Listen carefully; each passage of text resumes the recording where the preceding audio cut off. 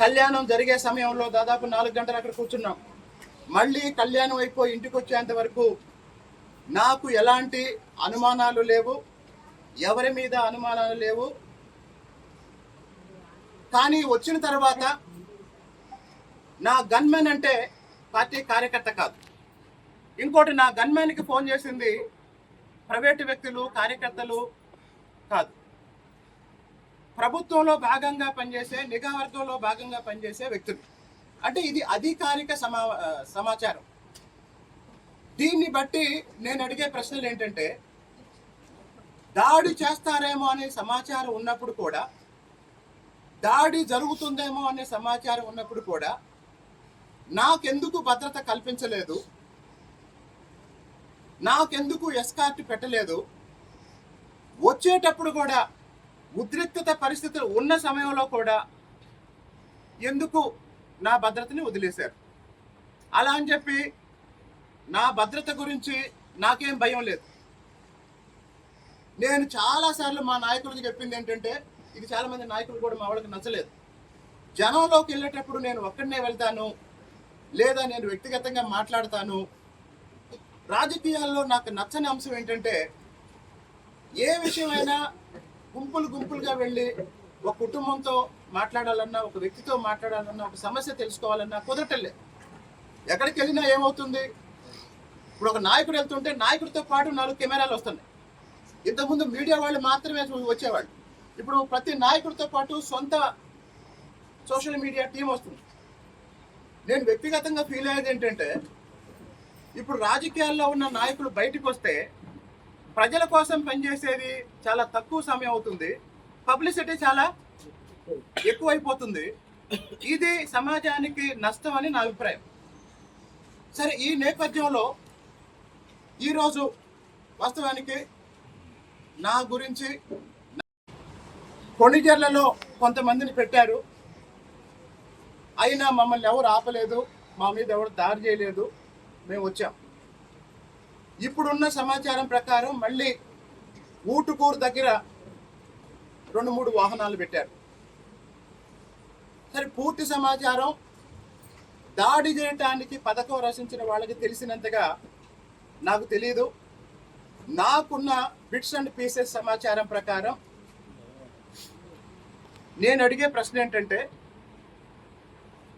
జగన్మోహన్ రెడ్డి మీద పోరాటం చేసిన రోజు కూడా నా మీద ఎప్పుడు దాడి చేయడానికి, నన్ను చంపడానికి ప్రయత్నం చేయలేదు.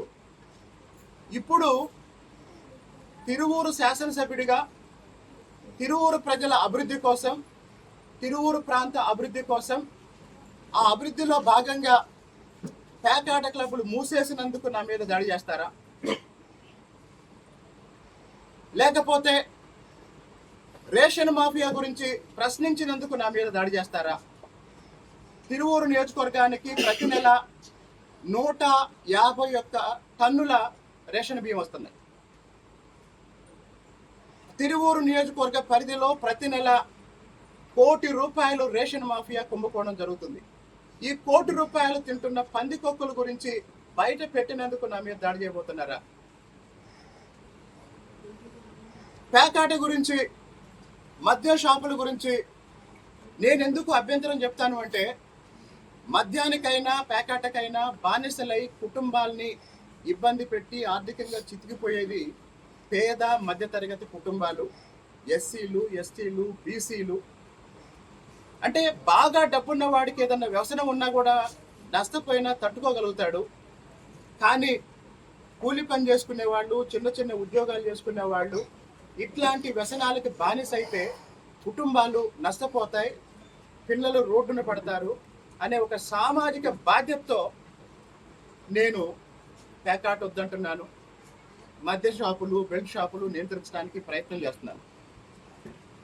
తర్వాత నేను చేసే పనుల వల్ల తెలుగుదేశం పార్టీకి ఒక 10,000 ఓట్లు పెరుగుతాయి తప్ప నష్టం రాదు. మరి నా మీద చేసే విమర్శలు ఏంటి? నేను ఎమ్మెల్యే అయిన 3వ నెలలో నా మీద విమర్శ ఏంటంటే, ఈయన జగన్మోహన్ రెడ్డి కోవర్టు అని. జగన్మోహన్ రెడ్డి కోసం పనిచేసేవాడు ఆయన అధికారంలో ఉన్నప్పుడు, ఆయన ముఖ్యమంత్రిగా ఉన్నప్పుడు ఏదైనా ప్రయోజనం ఆశించి చేస్తాడు కానీ జగన్మోహన్ రెడ్డి కోసం పని చేస్తే నాకు వచ్చే ప్రయోజనం ఏంటి? వెంటనే చెప్పే సమాధానం ఏంటంటే ఏదన్నా ఆర్థిక ప్రయోజనం ఉందేమో అని. తిరువూరులో ఉన్న మీడియాని అందరిని అడుగుతున్నాను, ప్రతిపక్ష పార్టీలను అడుగుతున్నాను, ఈ 20 నెలల నేను ఎమ్మెల్యేగా పనిచేసిన ఈ కాలంలో నా ద్వారా కానీ నాతో ఉండేవాళ్ళు కానీ ఎవరైనా అవినీతికి పాల్పడ్డట్టు మీ దగ్గర సమాచారం ఉంటే ప్రపంచానికి తెలియజేయండి.